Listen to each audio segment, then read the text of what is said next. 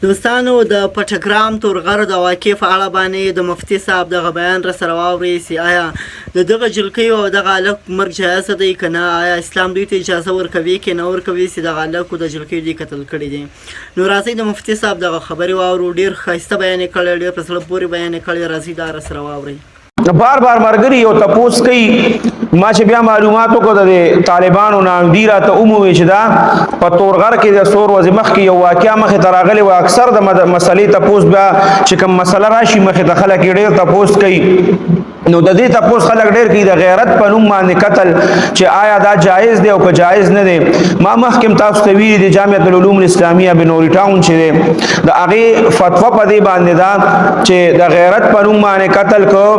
یا پدې کې خلک داسي چې د شک په بنیاد باندې هغه جینې او الګ قتل کی، یا دا چې هغه بالکل په هغه موقع باندې هغه ټایم کې گیر کی بیا یې قتل کی. نو یاد ساته وردا سے دا حکومت وقت سره دا اختیار دی او دا عدالت سره او قاضي سره دا اختیار دی. دا باغه ته پیش کیږي او هغه به بیا سزا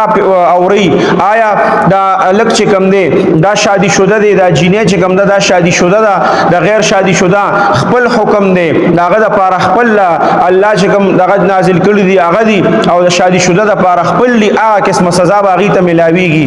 د قران او حدیث د مخ کې سړی نشیتلې چې په قران او حدیث کې سنی دا غي اجازه شریعت نی ورکړي. نو بنوري ټاون والم په دې باندې فتوا ده چې دا خلکو ته دا اختیار نشته چې دې راپاسي. اوس دا تورغر کې چې کوم مسله راغلی نه تورغر او جینې دا او دا الګ چې کوم دی دا الای دی غالبا نو هغه وای چې دلته راغلی د تورغر ته دا جینې چې دا په لاهور کې چرته واده وا نو کور ته براغلی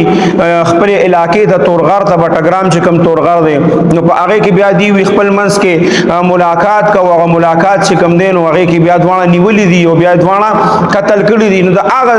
زما خو یو د خلکو ته دا درخواست چې پښتنو ځان په دې میډیا باندې ډیر زیات غوري او شرم او بدنامي کو.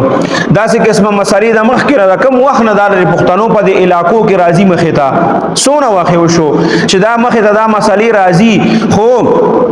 دماغ اوس چې میډیا راوته بس ار سړی سره مایک دی بس په پلان کې دا چلو شو تورغر کې دا چلو سوک ولا پیورو خور کوي سوک ولا بل روخ ور کوي سوک یو طرف ته بوزي سوک بل طرف ته بوزي ټیک شو ار سو شو هغه لکه مړکو جینې مړکا بس هغه علاقې والا ته پرې دی او دا هغه علاقې پولیسو ته دا معاملې پرې دی کنه. ولې خپل بدنامي پسې شوی ولې خپل بدنامي کوي ځانونه بدناموي خلکو ته ځان بدناموي ټول دنیا ته ځان خای چې په پلان کې دا شو دا بټګرام خلک ډېر کلک پښتانه خلک دی د تورغر خلک ډېر کلک پښتانه خلک دی الای چې کومه دا هغه خلک چې ګم دي ډېر کلک پښتانه خلک دي هغه کدا الګ دا هغه بے ګناه دغه شوی غیبه ته پوسو کی کدی په صحیح باندې کړي نو هغه پښتانه خلک دی هغه به متوي چې یاره زموږ دی الګ غلط کار کړل دا سکاري ګډا سکاري هغه په دغه خبره باندې پويږي. نو دا پښتانه چې ګم دي هغه واغری چې دا چلې څوک ولا یو روخ ور کوي څوک ولا بل روخ هغه غریبانان په دې باندې مجبور شو چې وای سو کوئی پولیس والا په دې الک باندې ټول شپه تشدد کړی دی وخلې دی او دا چلې کړی دی هغه چلې کړی دی سو کوئی چې دې گیر کړی دی اسې گیر کړی دی او دې اسې التتل او د شک په بنیاد گیر کړی دی. نو بیا چې د شي دا هغه پکې ماته یو طالب علم بیا هغه ویډیو مو خو هغه په خپل دا ویلي دي چې ز تلو ما د ما سره په ټیک ټاک باندې تعلق جوړ شوی او دی بیا ماته وی دا کری تر غلې او ماته وی چې راشه نو هغه الک په خپل هغه موجود دي. نو دا دې سره دا واقعیا چې کومه دا نورم خرابيږي او نورم د پښتنو هغه میچ چې کوم دی هغه نورم خرابيږي ګوره خلکو ته. نو د خدای خاطر او کې د الله نه او یریږي داسې قسمه سيزونه میډیا ته مو ورکوي او مونږ هم بیا بار بار خلک د دې په اړه کې تپوس کوي چې مفتی صاحب دا د غیرت په نوم باندې قتل چې کوم دی دا جایز دی او که جایز نه دی او پاره کې بیا چوچرا داسې چوشي او چې دا داسې چلی او دا داسې چلی. نو پونږ ته دغه سیز نه پته ولګي دا خلک د کمی مسلې ته پوسونه ډیر زیات شروع کی مونږ ته پته ولګي چې بیا معلومات کو خدای پاک بیا څه چل شوی داسې اچ معلوماتو کو دغه شان څه چل شوی.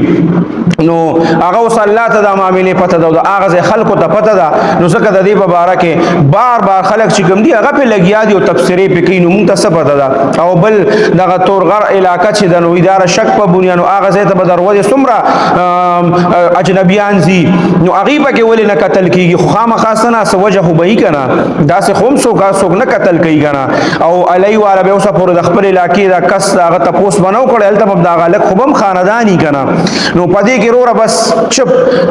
مونږ ته پته نشته نه د هغه علاقې نه خبرې څه چل شوی دی څه نه دی شوی څومره میډیا حده پورې دی میډیا کله په یو طرف بوځي خلک او کله په بل طرف بوځي نو په داسې وخت کې خاموشي پکار ده نو زما د ټولو پښتنو ته درخواست دی چې ځانونه ګوره نور مه بدناموئ په دې میډیا باندې بس خاموشي اختیار کړئ الله پوه شو بل هغه مړه شو لاړل ختم معاملې خو اوس الله سره ده الله پوه شو هغه دواړه پوه شه چې هر څه حالت کې تللي دي بس الله ته پته ده الله ته پیښ شوي دي بس په دې کې خو بیا د انسانانو د چوچناړو دغه پاتې نه شو